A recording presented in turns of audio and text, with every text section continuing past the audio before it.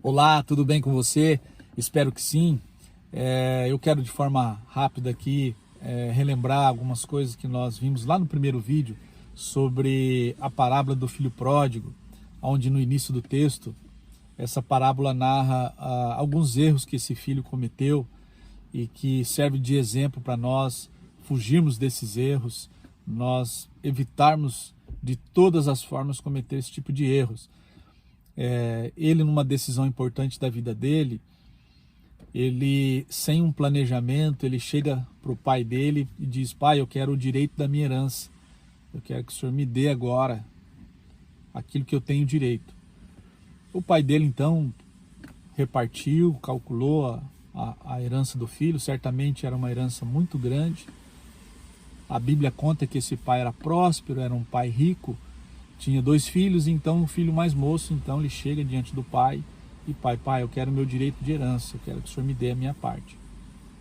Então, sem planejamento nenhum, esse filho ele pede e o pai então entrega.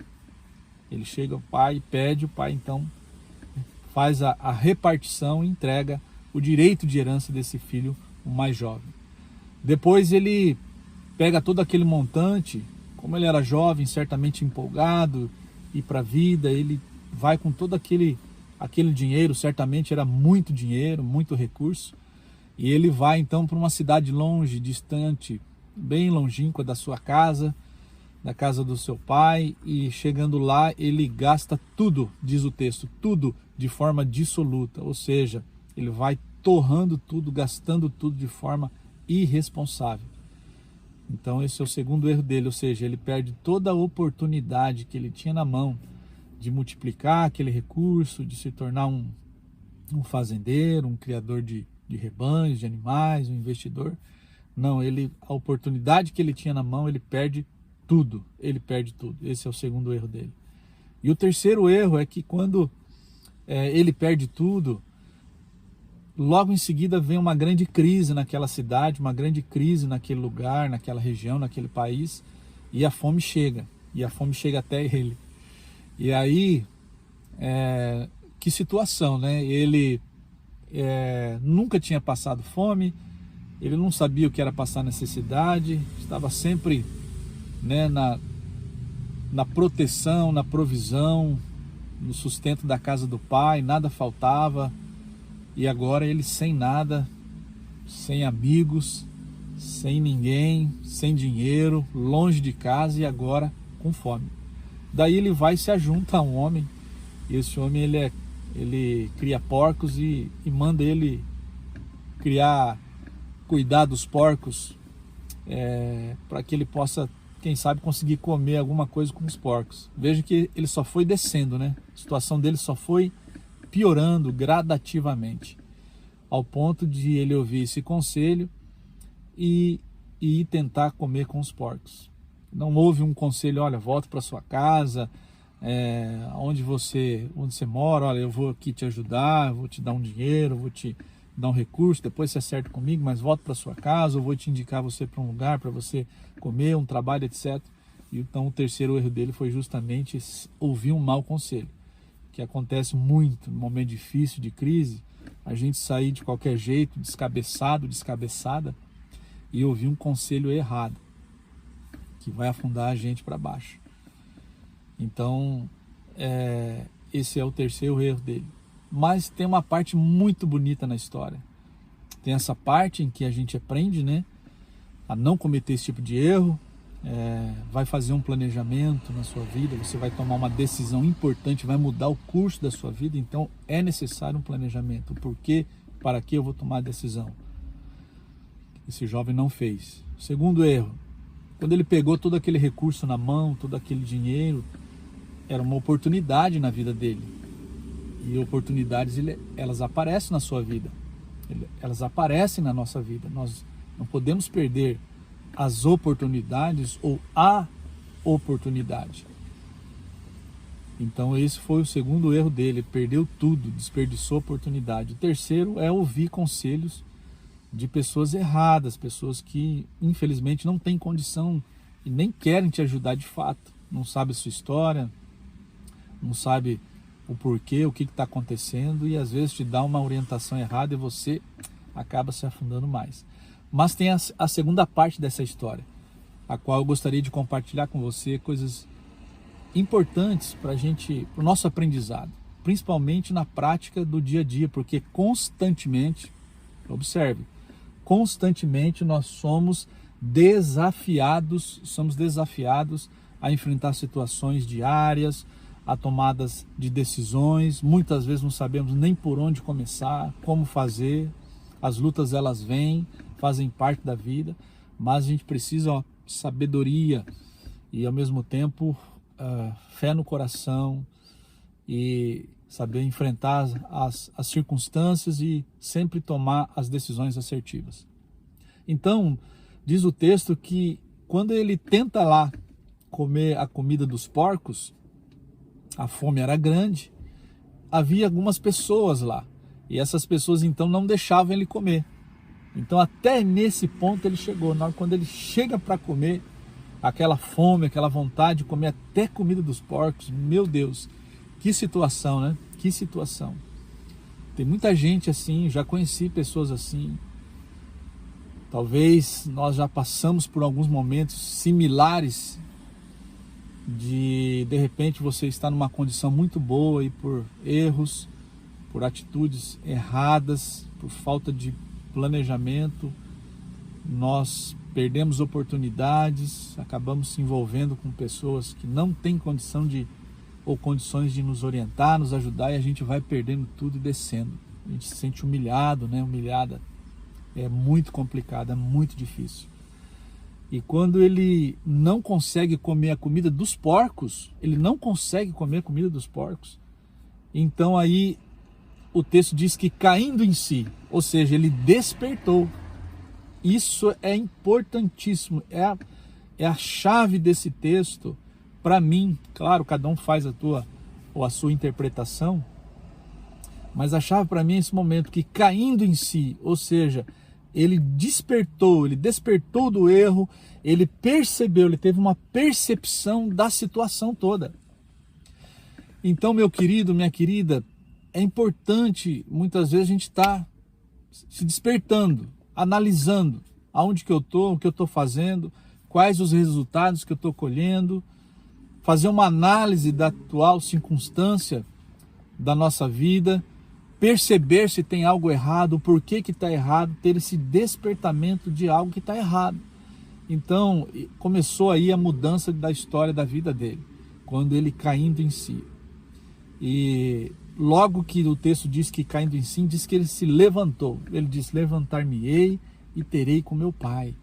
Ou seja, a mente dele, o coração dele, entendeu que ele precisava o quê? A retornar no lugar de origem. Ele não ficou preso no orgulho. Não, eu errei agora, eu tenho que engolir. Olha, muito cuidado com isso, muito cuidado com isso, muito cuidado com isso. Tem gente que erra e tem vergonha, fica preso, é uma armadilha. A pessoa ela fica envergonhada do erro, envergonhado. A pessoa, além disso, soma no coração um orgulho, fala, não, eu aprendi com o fulano, aprendi com o Beltrano, aprendi até com um amigo, que quando você erra, você tem que engolir o seu erro, você não tem que pedir ajuda para ninguém e você mesmo tem que se levantar. E eu já não penso assim. Como eu disse aqui agora há pouco, cada um faz a sua interpretação. Mas eu achei muito bacana um ensinamento que ele tomou a decisão, ao meu ver, correta. Porque ele poderia ficar todo melindrado, ele poderia ficar todo ressentido, falando, não, mas eu errei, eu não vou agora voltar para casa do meu pai, eu vou me virar, eu vou dar um jeito, estou envergonhado, eu não vou agora dar esse direito dos outros falarem de mim, etc. Já conjecturando tantas coisas na cabeça. E muitas vezes é assim na vida de muitas pessoas. Quando você está num momento difícil, ruim, se você não pensar de forma correta, se você não tomar uma decisão assertiva, os pensamentos errados, eles vão somando dentro de você, ao ponto de você se isolar, você não querer mais contato com ninguém, você não aceitar a ajuda de ninguém e tentar na sua força, tentar no braço, tentar na sua força, mostrar que você pode, mostrar isso e aquilo. Claro, vamos separar as coisas. Tem momentos na vida que a gente erra uma decisão ou outra e a gente sim tem condição ou condições de se levantar, a gente rever o que foi errado, você repensa, analisa e com humildade, pé no chão, mas foco, determinação, você vai se reerguendo. Mas nesse caso aqui, creio que você está entendendo o que eu estou querendo dizer. O que eu estou tentando falar, a forma espiritual desse texto, é ensinamento. Por isso que é parábolas de Jesus, é um ensinamento. A figura do Pai representa Deus, o Deus que nos ama, nos acolhe, o Deus provedor, o Deus protetor. E o Filho é eu e você, que erramos, nós entramos nesse mundo cheio de contradições, de erros e acertos, e muitas vezes tomamos decisões e entramos no caminho errado. Então esse filho, ele toma essa decisão, ele cai em si, ele levanta e diz: eu terei com meu pai, eu vou então falar com meu pai. Ou seja, ele toma a atitude correta, ele volta no seu coração aquele sentimento de que com o pai é que ele devia estar, que na presença do pai, morando com o pai, sobre a companhia do pai, era o lugar dele. E o texto então diz que ele retornou. Então, como que está a sua vida? Talvez você se sinta, às vezes, como esse filho pródigo. Talvez você se sinta como um filho, uma filha que está longe de Deus, que você está se sentindo abandonado, rejeitado. E esse texto está dizendo que você pode retornar, que você pode voltar a se encontrar com Deus, a ser achada, a ser encontrada, a ser encontrado, a voltar a ter comunhão com o Pai. Diz o texto que quando ele está voltando, certamente todo sujo, maltrapilho, todo desfigurado, e é isso que o mundo faz quando a gente se afasta de Deus, quando a gente está longe da luz, da presença de Deus, todos nós ficamos desfigurados. Nós ficamos todos machucados, nós ficamos cheios de ranço, de mágoa, de ressentimento dentro do coração, de orgulho, de vaidade, de sentimento de humilhação. Quando a gente sai da presença de Deus, quando a gente vai viver a nossa vida sem Deus estar presente, é muito perigoso, é muito perigoso. Muitas pessoas não conseguem voltar e acabam sucumbindo exatamente nisso. No próprio eu, no pecado, no orgulho, na vaidade, na avareza, enfim, uma série de coisas que destrói o ser humano. E diz o texto que quando ele está voltando, o seu pai o avistou de longe. Gente, que alegria aquele pai ver o filho. E eu falo assim porque quem tem filho sabe, a gente quer o melhor para os nossos filhos, não é verdade? E aquele pai então que já havia algum tempo que não via o filho, não tinha notícia do filho, não estava junto com o filho. Quando ele avistou o filho, diz que ele correu ao encontro do filho. Ele foi ao encontro do filho. E quando ele chega ao encontro do filho, ele abraçou o filho, ele beijou o filho. Então foi um encontro assim de restauração. Essa é a palavra. Quando aqueles dois, o pai e o filho, se encontram, ali essa junção. O amor, ele encobre todo o pecado. O amor, ele traz o perdão, a restauração. Ou seja, quando o pai avista o filho e teve aquela compaixão no coração de receber o filho e beija o filho, abraça o filho, o pai está querendo dizer o quê? Está querendo dizer assim: filho, você é bem-vindo aqui. Você está perdoado os teus pecados. É assim que Deus faz com a gente. É exatamente assim que Deus faz com a gente.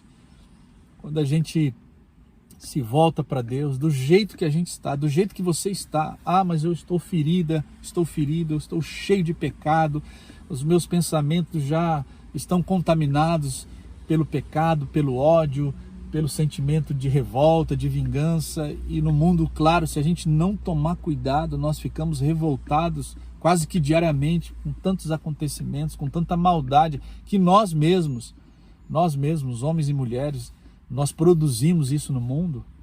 E eu costumo dizer que eu percebo, né, que há uma ausência de Deus no coração das pessoas. E não estou querendo dizer aqui que eu sou melhor que ninguém, me incluo nisso também, porque não sou perfeito, preciso muito de Deus, clamo a misericórdia de Deus na minha vida, porque eu também erro muito. Mas quando esse pai, ele abraça o filho, quando ele chega no filho, ele vê o filho de longe e ele corre, ele beija e abraça, ele não precisava falar nada, só aquele beijo e abraço, aquele encontro já demonstra, dizendo: filho, você é bem-vindo, você é bem-vindo, você está perdoado. Então, veja só, talvez você precise tomar essa decisão, talvez você estava precisando ouvir essa palavra, essa mensagem, que Deus realmente faça isso, que você sinta isso, que você é importante, não importa o que você fez, não importa aonde você está agora, não importa o tamanho do seu pecado, Deus está com os braços abertos para te receber. Esse é o texto, essa é a mensagem que eu estou passando para você. E alguns detalhes, é tão maravilhoso que o pai logo manda trazer umas vestes, traz a melhor veste para o meu filho. Trocou aquela veste suja, aquela roupa suja, porque ele sem dinheiro, passando fome e andando naquela estrada, imagina como que ele estava, a sua aparência. Agora o pai, ele quer mudar a aparência do filho. Eu quero que você se pareça verdadeiramente como um filho. Manda tirar aquela roupa e dá uma veste nova, põe uma veste nova, traz a melhor para o meu filho, põe a veste nova. Pôs a veste nova no filho, agora põe um anel no filho, vamos pôr um anel no filho. Trouxe um anel e botou no dedo do filho. Traz uma sandália nova para ele. Pegaram uma sandália novinha e o pai então coloca lá no pé do filho. Qual a interpretação que a gente pode fazer sobre essa parte do texto também? As vestes novas para mim significa o quê? Significa agora que o filho está o quê? Numa vida nova. Ele está agora num momento de restauração. Aquela roupa que ele vivia lá com os porcos, a qual ele estava passando fome, humilhado, não é uma roupa adequada para viver com o pai. Não é uma roupa apropriada para viver num lugar onde tem fartura, onde tem bênção, onde tem segurança. Então isso é maravilhoso, meu querido, minha querida. Deus faz isso conosco. Ele nos restaura por completo. E quando aquele jovem então, ele põe uma roupa nova, já mudou a figura dele. Agora ele já se sente de novo filho. Ele foi recebido pelo seu pai agora. Quem olha para ele fala: esse aí é filho do fulano, filho do grande fazendeiro, filho desse homem próspero. As pessoas vão olhar para você, não pela sua roupa em si, mas espiritualmente dizendo: ali vai uma filha de Deus, ali vai um filho de Deus, ali vai alguém que expressa a presença, o amor de Deus. Então,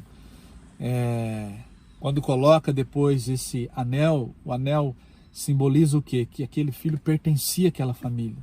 Antigamente, os relatos históricos, lá naquela época, no passado, até na Idade Média, muitas famílias, elas cunhavam anel com símbolos, com letras, com algumas iniciais para demonstrar que aquele filho ou aquela pessoa representava aquela família, aquele clã, ela pertencia àquela região. Então era assim, era uma forma de se identificar. Então agora aquele filho é identificado: não, verdadeiramente eu faço parte dessa família. Colocou um anel, o pai manda colocar um anel nele. E em terceiro, quando manda colocar uma sandália, põe uma sandália nova nele. que significa essa sandália? Que agora ele vai andar por um caminho bom. Significa que os pés que veste a sandália é os pés que retornaram pelo caminho correto.